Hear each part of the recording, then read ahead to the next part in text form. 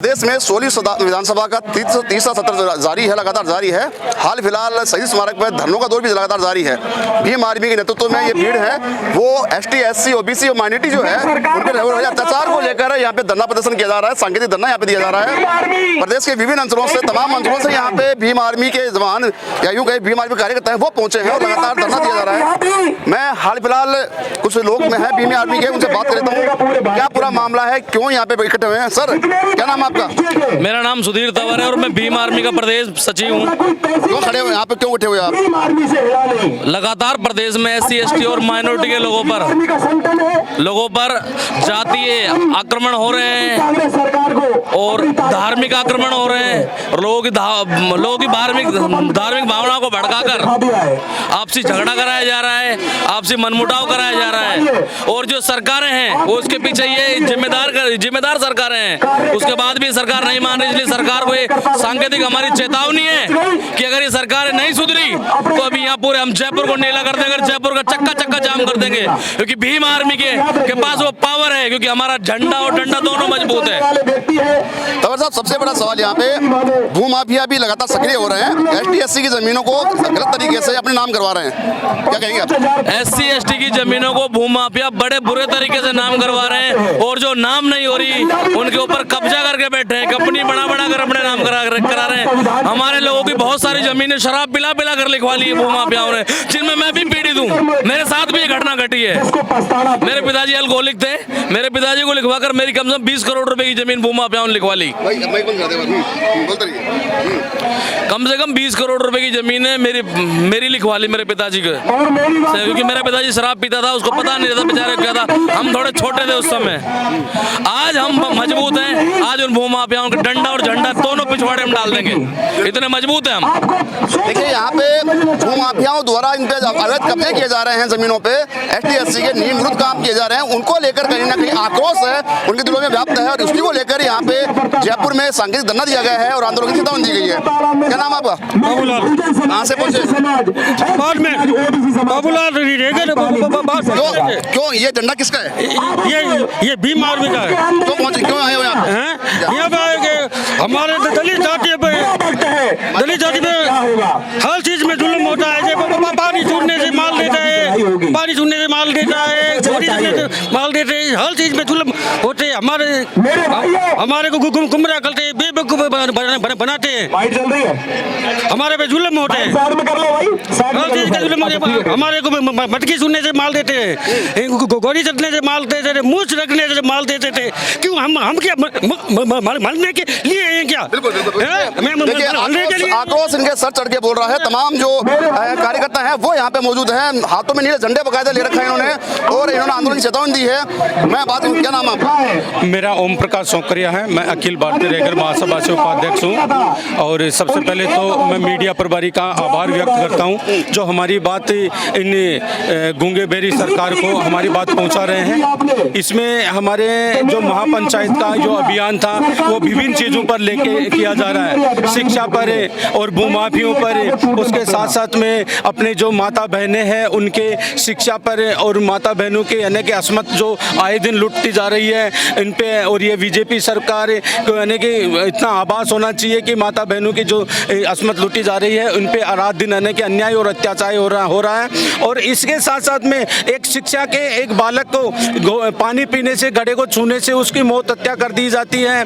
और अन्य चीज़ों को देखा जाए तो अभी शिक्षा में जो प्रमोट हुए थे शिक्षित वर्ग के जो कर्मचारी वर्ग से वाइस प्रिंसिपल से प्रिंसिपल पे, उस पे भी यानी कि ये सरकार ने धांधली की है और उन्होंने सही तरीके से नहीं किया गया है, उसको भी करना चाहिए। और मैं यूँ भी कहना चाहूँगा जो मूछ रखने पर एक अभी का ताज़ा मामला है, एक आईपीएस जो यानी कि प्रशासन का पूरा है ना अधिकारी है, उसको भी यानी कि घोड़ी पे बैठने के लिए सरकार से परमिशन लेने कर और प्रशासन के माध्यम से वो घोड़ी पर बैठकर जाते हैं। ये आज़ादी के 76 साल बाद भी आज भी भारत देश में ऐसी विडंबना है। ये क्यों है? ये जो बीजेपी सरकार आती है, कभी कांग्रेस सरकार आती है, ये नागनाथ और सांपनाथ यूं हमेशा चलता आ रहा है। इसमें है कि इस माननीय जो भारत देश में जो अन्याय और अपकृत्य हो रहे हैं और विधि से विरुद्ध हो रहा है, उस पर है कि इन सरकार को महसूस बारीकी से जानकारी लेनी चाहिए। तथा मैं उसके साथ में ये भी कहूँगा,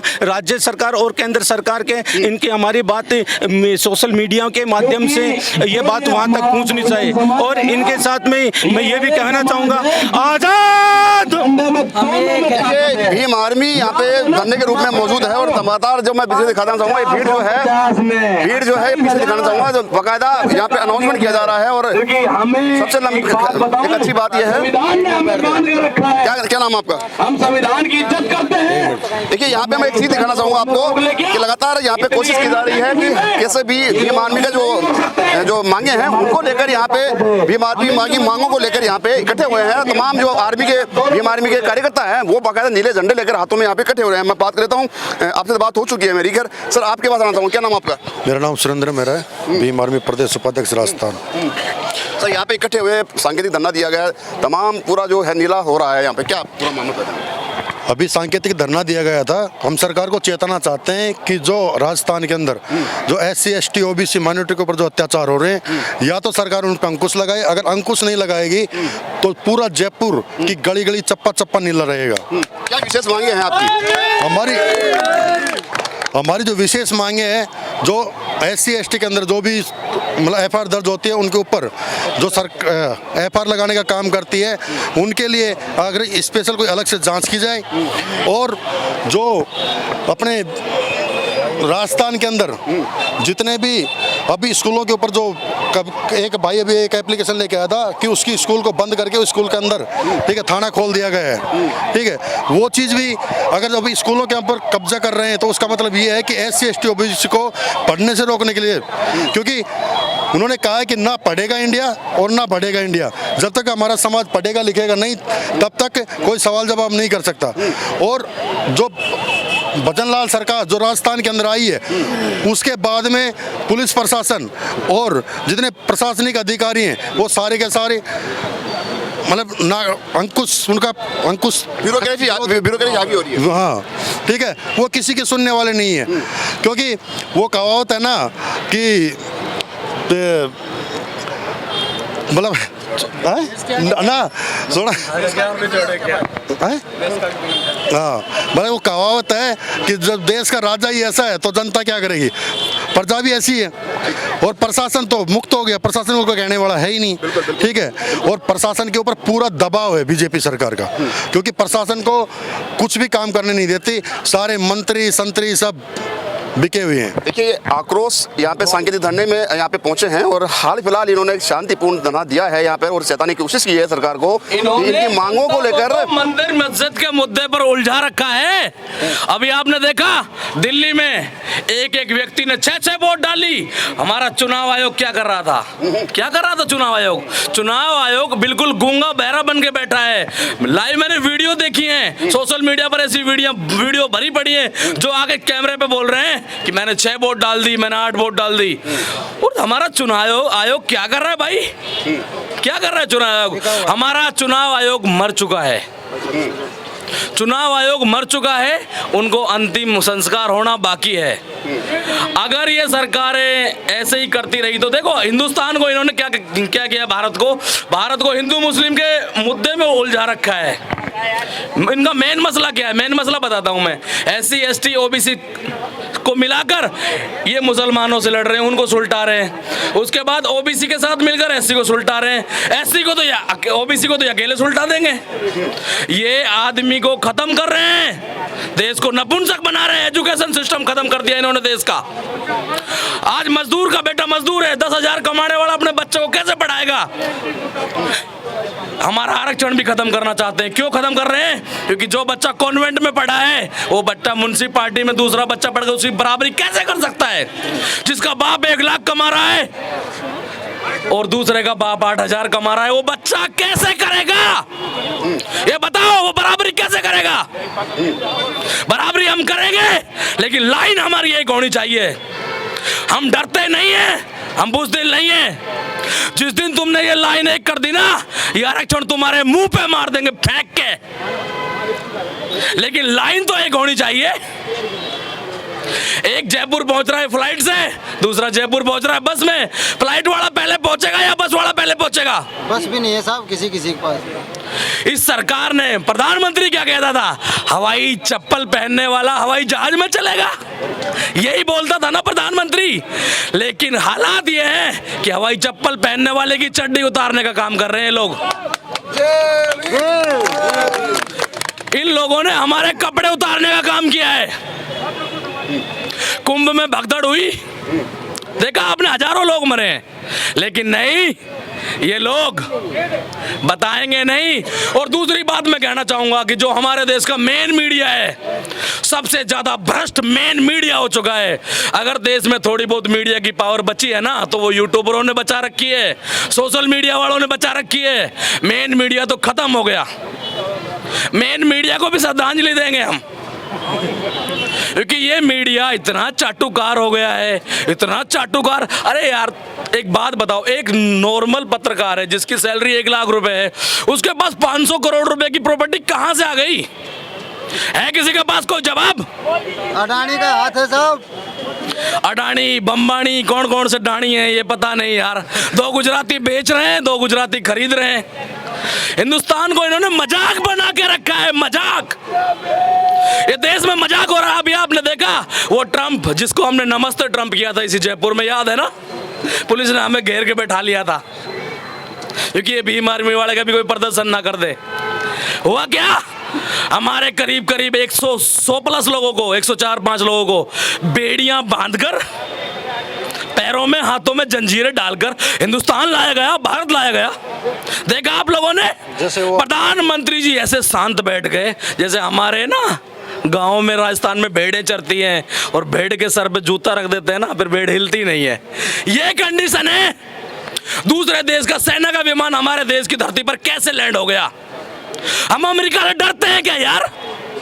हमारे पास इतनी पॉपुलेशन है, अगर हम मुद्दे तो अमेरिका बह जाएगा, बाढ़ आ जाएगी।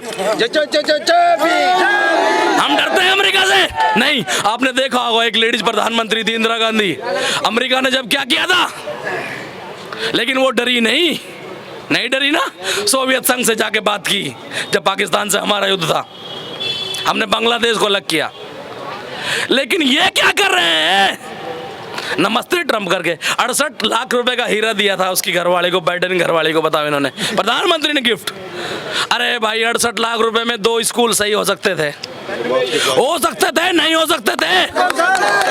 बाइडेन की घरवाली को हीरे की क्या जरूरत है? कोई जरूरत थी क्या? नहीं। इन्होंने भारत को हिंदू मुस्लिम में इतना उलझा दिया है, अगर कोई बोल देगा ना कि भाई मैं भीम आर्मी को सपोर्ट कर रहा हूं, तू मुसलमान है, पाकिस्तान जा, क्या मतलब है भाई? ये तेरे बाप का हिंदुस्तान है क्या? क्या हमारा हिंदुस्तान नहीं है? या ये देश हमारा नहीं है क्या? क्या ये हमारे पुरखे इस देश के लिए नहीं लड़े थे क्या? हमारे बाप दादा शहीद नहीं हुए थे क्या? अंग्रेजों से लोहा क्या तुमने अकेलों ने लिया था? हमने नहीं लिया। तुमने तो चाटुकारिता की थी। जो मर्द थे वो जंग में गए, जो बुज़दिल थे वो संग में गए। पता है आप लोगों को? ये वीर हैं, राजस्थान की वीर भूमि के नाम से जाना जाता है। और राजस्थान का दलित समाज, मेघवाल समाज, जाटव समाज, जो भी समाज हैं, जो हमारी एससी कम्युनिटी में आते हैं, वो किसी से दबते नहीं है। ओबीसी हमारे भाई हैं, लेकिन इन्होंने ओबीसी समाज को भी वर्ग लाने का काम किया है। ये जाति व्यवस्था को खत्म नहीं करना चाहते। ये आरक्षण को खत्म करेंगे, आरक्षण खत्म करो। अबे तुम आरक्षण खत्म, हम अपना आप ही कर रहे हैं ना। मैंने थोड़ी देर पहले भी बोला था कि मुंह पे मार देंगे। तुम जातियां खत्म करो। ये हैंडसम लड़के दिख रहे हैं, इनकी शादी करो अपनी बेटियों से। क्यों नहीं करते तुम लोग? भाई इंसान का मेन धर्म है जो मानवता है। मानवता का मेन धर्म है अपने जीन्स अगली पीढ़ी तक पहुंचाना। ऐसे जानवरों भी पहुंचाते हैं, भैंस भी पहुंचाती है, गाय माता भी पहुंचाती है, उधर घोड़ा भी पहुंचाता है। हम इंसान है ना, हम भी तो अपने जीन्स आगे बढ़ा रहे हैं। लेकिन नहीं, तू तो दूसरी जाति का है, तू दूसरी जाति का, फिर हम इंसान कहाँ हुए? मैं मेघवाल हो गया, ये भाई जाटव हो गया, आप पता नहीं क्या है, मुझे नहीं पता। फिर हम इंसान कहाँ है? कहाँ है इंसान हम? जाति तो जानवरों में होती है, वोट के नाम पे जाति जानवरों में होती है, इंसानों में नहीं। इंसानों में तो मानवता होती है, मानवता। आपने देखा है, करोड़ों साल पढ़ा होगा आपने, साइंस में शायद पढ़े लिखे होंगे, तो साइंस में पढ़ा होगा आपने कि लाखों साल नंगे घूमे हम लोग। होमोसेपियंस के बारे में पढ़ा होगा, पढ़ा है ना? फिर ये जाति धर्म का फंडा आ कहाँ से गया? ये आदि मानव थे, आदि मानव से हम पूरे मानव बने, पकाकर खाने लगे। फिर ये कहाँ से कॉन्सेप्ट आ गया धर्म का, जाति का, कहाँ से आ गया? ये सिर्फ हिंदुस्तान को लड़ा रहे हैं, इतना देश को गुमराह कर दिया, नौजवान साथियों को इतना गुमराह कर दिया। मैं बताता हूँ तो मेरी आंखें भर आती हैं, सोच कर ना ब्लड प्रेशर ऊपर होने लगता है, सोच कर। क्योंकि ये देश हमारा भारत बुद्ध का देश था, इतना शांति प्रिय देश था, इतना शांति प्रिय देश था। क्या आपको पता है जब हिंदुस्तान का बंटवारा हुआ, आवाम का बंटवारा हुआ था क्या? नहीं, बंटवारा हुआ था कांग्रेस और जिन्ना के बीच में। लेकिन इन्होंने ये आवाम का बंटवारा कर दिया। जो हिंदू पाकिस्तान रहना चाहता था वो वहाँ रह रहा है, पता नहीं वहाँ क्या हो रहा है, मैं तो कभी गया नहीं, मीडिया पे देखा है तो बहुत बुरे हालात हैं। जो मुस्लिम यहाँ रहना चाहता था वो यहाँ रह रहा है, और मेरे हिसाब से हमारे भाईचारे को देखकर मुझे लगता है कि वो भाई जन्नत में रह रहा है। लेकिन पिछले 10-12 सालों से इस देश का माहौल खराब किया है,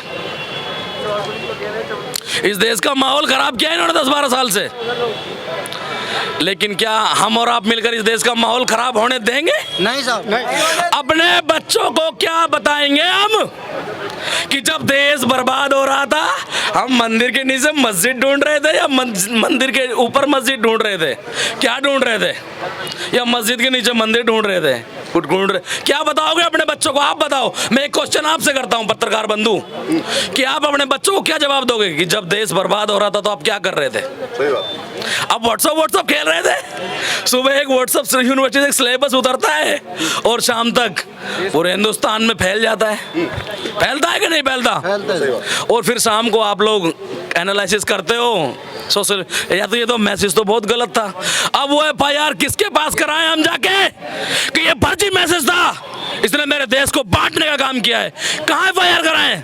दरोगा साहब हमें भगा देते हैं, थाने में जाएंगे, दरोगा है नहीं, इस पे कुछ नहीं होगा, पता नहीं कहाँ से क्या हुआ है क्या, जबकि प्रावधान है कि 0 FIR आप कहीं से भी करा सकते हो। लेकिन ये लोग नहीं करते, ये वही करते हैं जो आका बोलता है। ये वो करते हैं जो इस देश की जो प्रेजेंट सरकार होती है, चाहे भाजपा की रही हो या कांग्रेस की, उस सरकार के हित में जो होता है वो काम करते हैं ये लोग।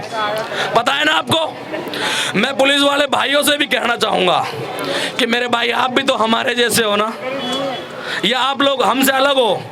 भाई हम लोग हो सकता है कि मार्स से उतर गए हो, या आप लोग इसी प्लेनेट के हो। अरे हम सब इसी प्लेनेट के हैं यार, हमारी मजबूरी है, हमारे साथ कुछ गलत होता है तो हम आपके पास जाते हैं। लेकिन आप लोग क्या करते हो? आप लोग सत्यानाश कर रहे हो यार। अगर आप लोग सख्त हो जाओ ना, आप लोग सख्त हो जाओ, तो नेताओं की इतनी हिम्मत नहीं है देश को नुकसान पहुंचा दे। अगर प्रशासन सही ढंग से काम करेगा तो अरे क्या होगा, तबादला ही तो हो जाएगा यार। आप यहाँ दरोगा हो, आगे भी दरोगा ही रहोगे। आप ऐसा तो नहीं है कि आप कांस्टेबल बन जाओगे। अपने अधिकारों के लिए, लोगों के अधिकारों के लिए लड़ो। हम तो आप लोगों के लिए भी तो लड़ रहे हैं, ऐसा थोड़ी है कि हम अपने बच्चों के लिए लड़ रहे हैं। अरे आज एजुकेशन सही होगी, एजुकेशन का सिस्टम सही होगा, हेल्थ का सिस्टम सही होगा, रोड अच्छे बनेंगे तो उसमें हमारे बच्चे थोड़ी चलेंगे, आपके भी तो चलेंगे। अब एक कदम से कदम मिला के भाई तभी तो हम चल पाएंगे जब देश का इंफ्रास्ट्रक्चर सही होगा। लेकिन नहीं, उधर उन्होंने 7,000 करोड़ कितना खर्च किया है कुंभ में, पता है ना आप लोगों को? अभी परसों रविदास जयंती है, अभी कितना खर्च करेंगे? 0 बताओ कितना खर्च करेंगे? 0 बैलेंस। उसके बाद मुहर्रम भी आएगा, कितना खर्च करोगे? क्या ये देश किसी एक ही धर्म का है या एक ही जाति का है? ये देश सभी का है। अगर आप खर्च करते हो तो सभी के लिए बराबर खर्च करो। अन्यथा खर्च इतना वहां लगा रहे हो, इतना आप हॉस्पिटल में लगाओ यार, स्कूलों में लगाओ एजुकेशन। अगर एजुकेशन सिस्टम सुधर गया तो हिंदुस्तान सुधर जाएगा, भारत सुधर जाएगा। हमारे पास समय ही नहीं रहेगा लड़ने का। अभी लोगों को तो खेल लगा दिया ना कि तुम लड़ो, तुम लड़ो, हिंदू से मुस्लिम को लड़ाओ, पलाने से ढिमकाने को लड़ाओ। क्यों लड़ा रहे हो यार आप लोग? अरे इन लोगों ने क्या बिगाड़ा है? ये छोटे छोटे बच्चे देखो, ये इनका ब्रेन वॉश कर रखा है इन लोगों ने। देखिए यहाँ पे आक्रोश जो है, अभी आपने स्टेटमेंट सुना, वो सर चढ़ के बोल रहा है, यानी साफ साफ है जो व्यवस्था कर रखी है प्रधानमंत्री नरेंद्र मोदी ने देश में, उसके खिलाफ यहाँ पे कहीं ना कहीं आक्रोश बहुत ज़्यादा इनके दिलों में मौजूद है। अब भीम आर्मी का ये सांकेतिक धरना है, आगे की रणनीति बता दी है कि अगर इनकी मांगे नहीं मानी गई तो जल्द ही आंदोलन करेंगे, सड़कों पर उतरेंगे, जिसकी समझ जिम्मेदारी। एक बात और बताना चाहता हूँ, मैं राजस्थान के अलवर के तिजारा विधानसभा से आता हूँ, और मेरे गाँव का जो शमशान का रास्ता है ना, वो एक जाति विशेष के लोगों ने, भाजपा की पार्टी के लोगों ने बंद कर दिया है। शमशान का रास्ता बंद कर दिया है। एसडीएम महोदय को रात को हमने जगाया, कोई मेरी बेटी एक्सपायर हो गई थी बड़े भाई की, उनको जगाया हमने, उन्होंने कहा तुम्हारा रास्ता मिलेगा। वो एसडीएम बेचारा इतना अच्छा एसडीएम था, उसने रात को डॉक्यूमेंट पूर्ति की और देखा तो सुबह उसका तबादला हो गया। ये है ताकत इनकी। बिल्कुल बिल्कुल, आपकी बात जो है वाजिब है, आपका आक्रोश जो है वो वाजिब है, लाजमी भी है कि अगर शमशान घाट का रास्ता बंद किया जाता है तो कहीं ना कहीं जो दिलों में धड़कनें हैं वो बढ़ जाती हैं। और एक बार मैं उनसे बात करता हूँ जो मेरे साथ और भी मौजूद हैं। सर क्या नाम है पूरा, आप बता दीजिए। आप भी माइक लो। मेरा नाम साफ सिंह एरिया है, भीम आर्मी भारत एकता मिशन का प्रदेश महासचिव हूँ। देखो ये हमारा सांकेतिक धरना प्रदर्शन है, और ये सांकेतिक जो धरना प्रदर्शन हमने किया है, हमने इसलिए किया है कि जो जिले हैं उन जिलों में SC ST OBC माइनॉरिटी अल्पसंख्यक इनकी कोई सुनवाई नहीं होती है।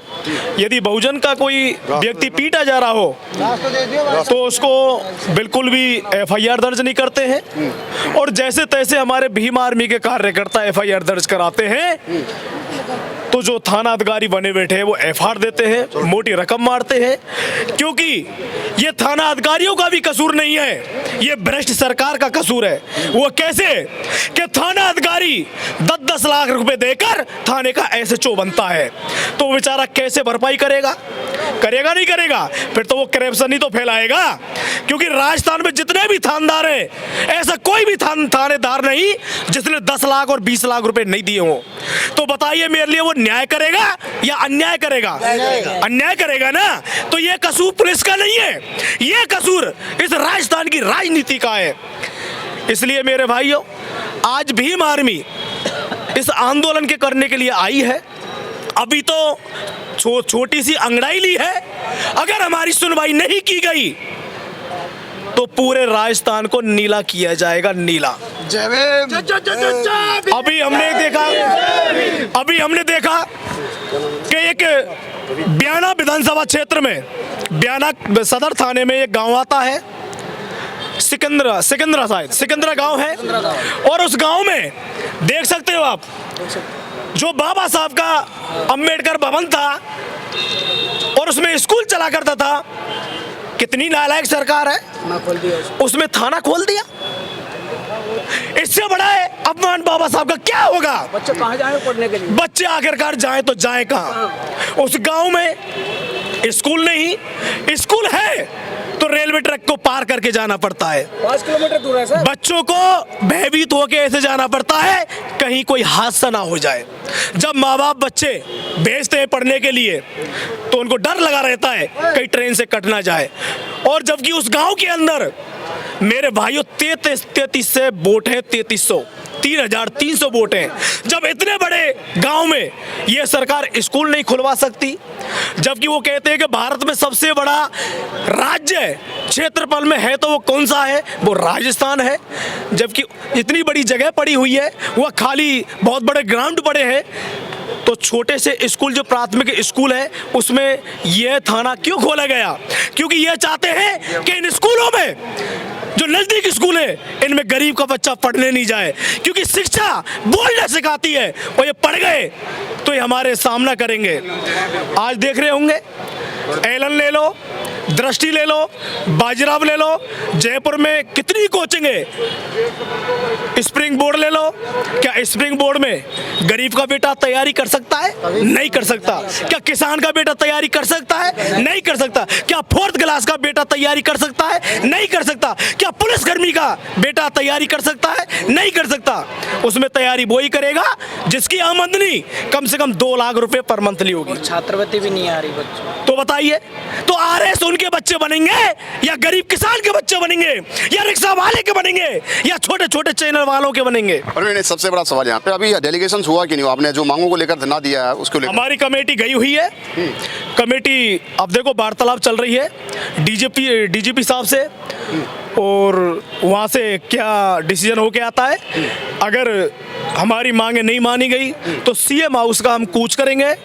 अभी तो पुलिस वालों ने रोक लिया, और रोके क्या, वो तो हम खुद रुके। अरे मेरे सुन लो पुलिस वालों, हम खुद रुके। यदि बंद करना है तो रोटी भी देनी पड़ेगी, और बीमार भी हो गए तो दवाई भी देनी पड़ेगी। जेल छोटे पड़ जाएंगे, क्योंकि हम क्रांतिकारी, और क्रांतिकारी जेल गहना होता है, गहना। हम डरने वाले नहीं है। जब घर से निकल के आए तो माँ से कह के आए कि हम लौट के नहीं आएंगे। तो ये मान के चलना कि तेरे 5 बेटे हैं तो 4 हैं। हम डरते नहीं है बिल्कुल भी। आप हमको डराने की कोशिश कर रहे हो। हम आपकी लड़ाई लड़ रहे हैं, हम आपकी बच्चों की शिक्षा मुक्त करा रहे हैं, हम किसान की बेटे की शिक्षा मुक्त कराने की लड़ रहे हैं, और आप हमको रोकने का काम कर रहे हैं।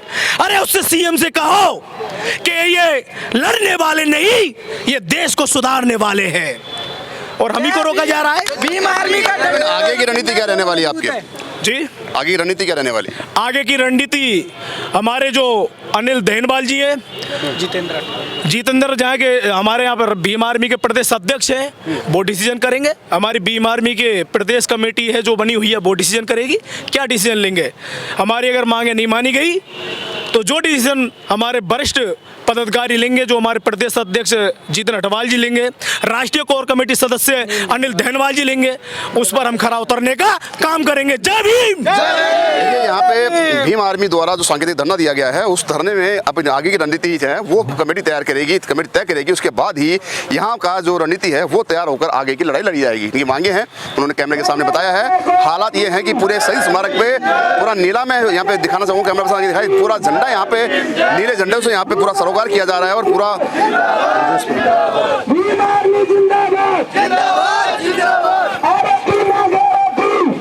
देखिए यहाँ पे महिलाएं भी अच्छी संख्या में हैं, और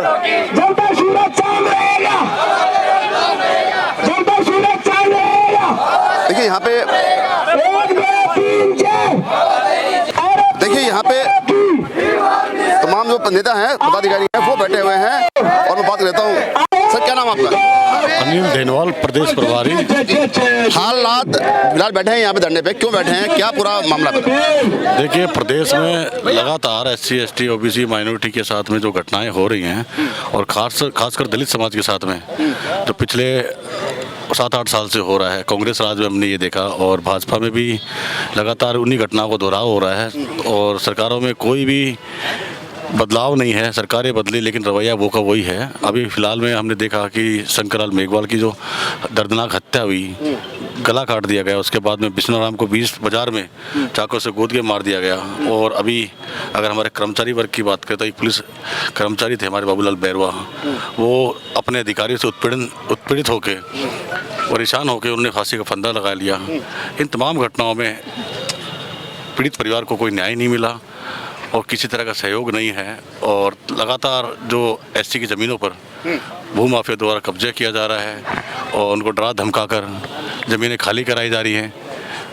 उसको देखकर सरकारों का कहीं भी रवैया पीड़ितों के प्रति या दलितों के प्रति कोई संवेदनशीलता नहीं है, और इन तमाम घटनाओं को लेकर हमने एक सांकेतिक प्रदर्शन किया है सरकार को चिताने के लिए, खाली कि इन पे काम करे, इन जो भूमाफिया जो कब्जे किए जा रहे हैं उन पर कानून पारित किया जाए, उन्हें ज़मीनें वापस दिलाने का काम करें, और इस तरह की घटनाएं जो लगातार हो रही हैं उन पर रोक लगाई जाए। आप देख रहे हैं इस प्रदेश के अंदर मूछ रखने पर हत्या की जाती है, मटकी छूने पर हत्या कर दी जाती है, और घोड़ी पे चढ़ने पाबंदी है। आपने देखा कि ये वही प्रदेश है जहाँ एक IPS अधिकारी को भी पुलिस का प्रशासन का सहयोग लेके घोड़ी पे चढ़ने, तो बड़ा दुर्भाग्य की बात है इस प्रदेश के अंदर किस तरह की घटनाएं हो रही हैं। और जहाँ जो न्यायालय है वहाँ पर मनु की मूर्ति स्थापित है, तो ये दोनों मनु को मानने वाले लोग हैं, ये संविधान को मानने वाले लोग नहीं हैं। और सरकारें चाहे कांग्रेस की हो चाहे बीजेपी की हो, दलितों का हाल, आदिवासियों का हाल जस का तस है, इसमें कोई बदलाव नहीं है। और हम अपनी लड़ाई सड़कों से लेकर इसको विधानसभा तक पहुंचाने का प्रयास करेंगे। अनिल, सबसे बड़ा अभी रणनीति क्या रहने वाली आगे की, क्योंकि आपने संकेत धरना दे दिया है, विधानसभा का तीसरा सत्र शुरू है, अब आगे की रणनीति क्या रहने वाली है? आगे हम इस आंदोलन को जन आंदोलन बनाएंगे। हम गांव-गांव, ढाणी-ढाणी जाकर एक बड़े आंदोलन की तैयारी करेंगे और इस सरकार को इन्हीं के घर में, जयपुर में, राजधानी में घेरने का काम करेंगे। आप देखेंगे लाखों की संख्या में यहाँ वो पहुँचेंगे। आपने बड़े देखा है पहले भी भीम आर्मी का आंदोलन देखें, जहाँ लाखों की संख्या में लोग आते हैं। हमने यहाँ पर एक कुछ सीमित लोग ही बुलाए। मैंने जब परमिशन दी तो मैंने कहा 300-400 लोगों की परमिशन हमने ली अभी फिलहाल में। हमने खाली एक संकेत दिया है कि इस पर चेत जाए सरकार, वरना हम बड़ा धमाका करेंगे बड़े आंदोलन से। देखिए, यहाँ पे आंदोलनकारी जो हैं वो अपने पूरे मूड में यहाँ पे पहुंचे हैं। लगातार चेतावनी है वो बदलाव सरकार को दे दी है। और यहाँ से सांकेतिक धरने में भी यहाँ पे दिखाना चाहूँगा, मैं कैमरा पर्सन आकर देखूँ, अच्छी खासी संख्या में यहाँ पे जो भीम आर्मी के कार्यकर्ता हैं, नौजवान हैं, युवा हैं, वो यहाँ पे मौजूद हैं और लगातार अपनी मांगों को लेकर सड़कों पर उतरने को तैयार है। हाल फिलहाल इनका डेलीगेशन गया हुआ है और आगे की रणनीति जो है वो पूरी कमेटी जो है वो तय करेगी और आगे की जो रणनीति बनाने के बाद में जो आंदोलन होगा उसकी जिम्मेदारी सरकार की होगी, जैसा कि उन्होंने अधिकारियों ने बताया है। राकेश के साथ संदीप अग्रवाल, गोल्डन न्यूज़, जयपुर।